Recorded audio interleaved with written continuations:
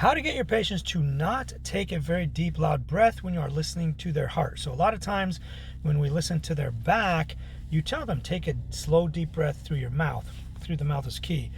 Then when you take the stethoscope and you put it on their heart, they also take a deep breath. And obviously you can't really hear the heart when you do that. If you tell them something like hold your breath, they also go and like you can't hear their heart. If the one trick that I found, the one key word that you say, and I've tested like a million of these, breathe quietly. When, for whatever reason, when you say breathe quietly, they don't take a deep breath. They kind of just hold still, and they don't go out of their way to make a lot of extra noise so you can actually hear their heart.